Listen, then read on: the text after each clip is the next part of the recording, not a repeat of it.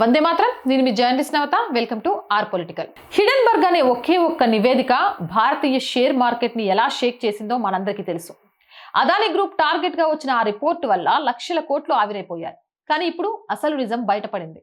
America కోర్టులోనే scene reverse అయింది.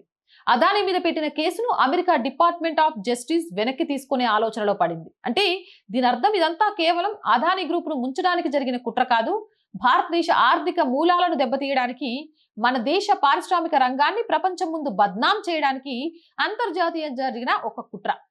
అసలు America కోర్టులో ఏం జరిగింది? ఈ హిడెన్బర్గ్ వెనుక ఉన్న అసలు మాస్టర్ మైండ్స్ ఎవరు?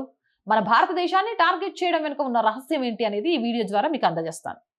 ప్రపంచ ఆర్థిక వ్యవస్థలో ఇప్పుడు ఒక సరికొత్త యుద్ధం నడుస్తుంది. అది తుపాకులతోనో సైన్యంతోనో చేసే యుద్ధం కాదు. ఒక దేశ ఆర్థిక వ్యవస్థను, అక్కడి పెద్ద పెద్ద కంపెనీల ప్రతిష్టను దెబ్బతీసి ఆ దేశాన్ని వెనక్కి నెట్టేసే కార్పొరేట్ యుద్ధం. సరిగ్గా ఇలాంటి వ్యూహంతోనే భారతదేశానికి చెందిన ప్రముఖ పారిశ్రామిక దిగ్గజం అదానీ గ్రూప్ పై హిడెన్బర్గ్ రీసెర్చ్ ఒక నివేదికను విడుదల చేసింది. ఆ సమయంలో ప్రపంచవ్యాప్తంగా దీనిపై పెద్ద దుమారమే రేగింది. భారతీయ కంపెనీల్లో పారదర్శకత లేదని, కార్పొరేట్ పాలన సరిగ్గా లేదని విదేశీ మీడియా కూడా పెద్ద ఎత్తున ప్రచారం చేసింది. కానీ కాలం ఎప్పుడూ ఒకేలా ఉండదు, సత్యం ఎప్పుడూ దాగదు. ఇటీవల అమెరికా న్యాయశాఖ తీసుకున్న ఒక సంచలన నిర్ణయం ఈ వివాదానికి సరికొత్త మలుపిచ్చింది. అదానీపై తాము వేసిన కేసు యొక్క చట్టపరమైన ఆధారాలను, పరిధిని తాము మళ్లీ సమీక్షిస్తున్నామని, ఈ కేసును ముందుకు తీసుకెళ్లలేమని అమెరికా కోర్టులో ఆ దేశ న్యాయశాఖే స్వయంగా వెల్లడించింది. ఈ పరిణామంతో ఒక్కసారిగా ప్రపంచ దేశాల ముందు భారత్ ని తక్కువ చేసి చూపించాలనే కుట్ర బట్టబయలైంది. ప్రస్తుతం ప్రపంచంలోనే అత్యంత వేగంగా దూసుకుపోతున్న ఏకైక పెద్ద ఆర్థిక వ్యవస్థ భారతదేశం మాత్రమే. $5 ట్రిలియన్ ఆర్థిక వ్యవస్థ వైపు, ఆత్మ నిర్భర్ భారత్ లక్ష్యం వైపు మనం అడుగులు వేస్తున్నాం. చైనాకు ప్రత్యామ్నాయంగా గ్లోబల్ మ్యానుఫ్యాక్చరింగ్ హబ్ గా ఇండియా మారుతోంది. అయితే భారతదేశం ఇంత వేగంగా ఎదగడానికి కేవలం ప్రభుత్వ విధానాలు మాత్రమే కారణం కాదు. దేశంలోని అతిపెద్ద పారిశ్రామిక సంస్థలు కూడా ప్రధాన కారణం. టాటా, రిలయన్స్, అదానీ, బిర్లా, జిందాల్, హెచ్సిఎల్ వంటి దిగ్గజ సంస్థలు భారతదేశ ఆర్థిక రంగానికి బలమైన స్తంభాలుగా నిలిచాయి.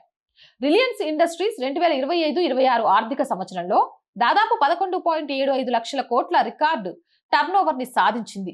అదానీ గ్రూప్ సుమారు 2.92 లక్షల కోట్ల కన్సాలిడేటెడ్ టర్నోవర్ తో దూసుకుపోతుంది.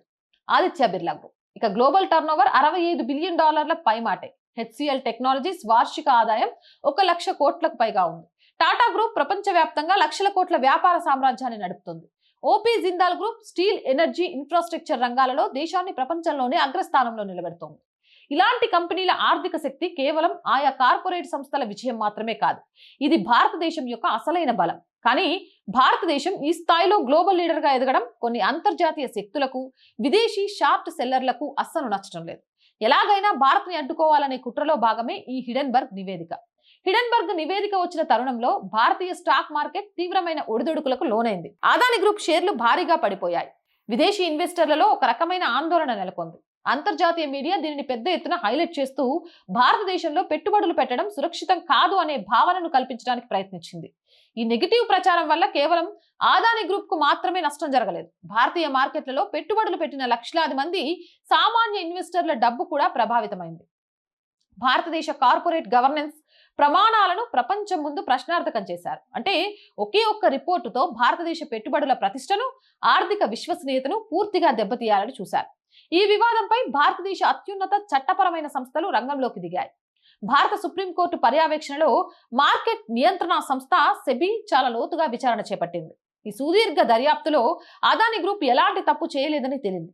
హిడెన్బర్గ్ చేసిన ఆరోపణల్లో ఎలాంటి నిజం లేదని స్పష్టమైంది. అంతేకాకుండా హిడెన్బర్గ్ రీసెర్చ్ సంస్థ కొన్ని అన్సన్ ఫండ్స్ మరియు ఇతర రాజకీయ శక్తులతో చేతులు కలిపి కావాలని ఈ తప్పుడు నివేదికను సృష్టించిందని కూడా ఆధారాలు బయటపడ్డాయి.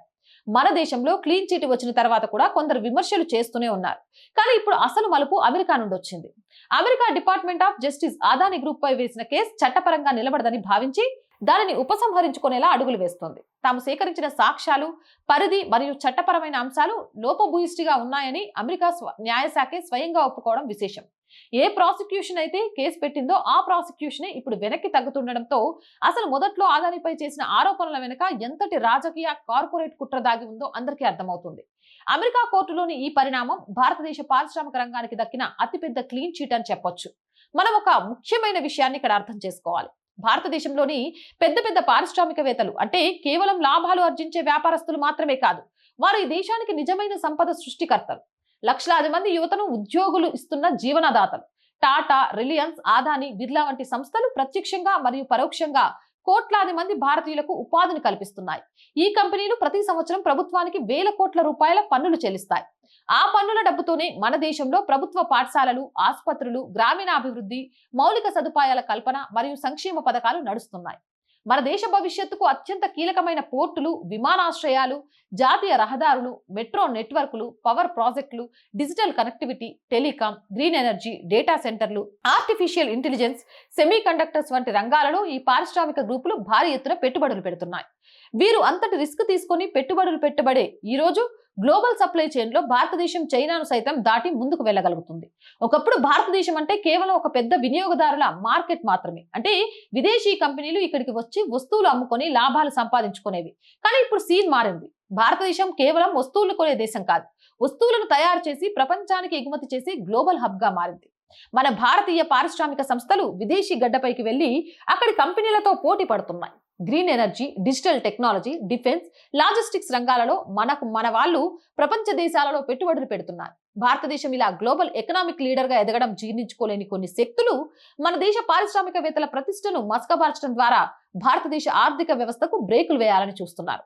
అందుకే ఫ్రెండ్స్, అంతర్జాతీయంగా వచ్చే ఇలాంటి నివేదికలను మనం కేవలం ఒక కంపెనీకి సంబంధించిన వివాదంగా చూడకూడదు. ఇది నేరుగా భారతదేశ ఆర్థిక ప్రతిష్టపై, దేశ ప్రగతిపై జరిగే దాడిగా భావించాలి. విదేశీ ప్రచారాలను, తప్పుడు ఆరోపణలని నమ్మకుండా వాస్తవాలను, చట్టపరమైన తీర్పులను బట్టి మనం ఒక అంచనాకు రావాలి. ఇప్పుడు అమెరికా న్యాయశాఖ వెనక్కి తగ్గడం ద్వారా హిడెన్బర్గ్ రిపోర్ట్ అనేది ఒక తప్పుడు నివేదిక అని, అదానీ గ్రూప్ ను ఒక నెపంగా వాడుకొని భారతదేశ పారిశ్రామిక రంగాన్ని అప్రతిష్ట పాలు చేయడానికి జరిగిన అంతర్జాతీయ కుట్రని పూర్తిగా స్పష్టమైంది. ఈ సత్యాన్ని ప్రతి ఒక్క భారతీయుడు తెలుసుకోవాలి. మన దేశ సంపద సృష్టికర్తలను గౌరవించడం, మన ఆర్థిక వ్యవస్థను బలోపేతం చేసుకోవడం ద్వారానే భవిష్యత్తులో భారతదేశం వికసిత్ భారత్ గా ప్రపంచాన్ని శాసిస్తుందని తెలుసుకోవాలి. అవునంటారా, కాదంటారా? మీ అభిప్రాయం ఏంటి అనేది కామెంట్ చేయండి. అలాగే మళ్ళీ చెప్తున్నాను, ప్రతి వీడియో లైక్ చేసి షేర్ చేయండి. ఇలాంటివి చాలా మందికి చేరాల్సిన అవసరం ఉంది. అలాగే ఆర్థికంగా ఆర్ వాయిస్ కి మీకు తోచిన సహాయాన్ని అందించండి. ఆర్ వాయిస్ కి ఈరోజు మీ ఆర్థిక చేయూత చాలా చాలా అవసరం. సపోర్ట్ చేయాలి అనుకునేవారు సబ్స్క్రిప్షన్ పక్కనే జాయిన్ అనే బటన్ ఉంది. 1 to 5 లెవెల్స్ ఉన్నాయి. ఏదో ఒక లెవెల్లో సపోర్ట్ చేయండి. లేదా స్క్రీన్ మీద గూగుల్ పే, ఫోన్ పేతో పాటు అకౌంట్ డీటెయిల్స్ ఇస్తున్నాము. మీకు తోచిన సహాయాన్ని అందించవచ్చు. వ్యాపార ప్రకటనల కోసం 8328500576 నెంబర్ని సంప్రదించండి. జై హింద్, జై భారత్.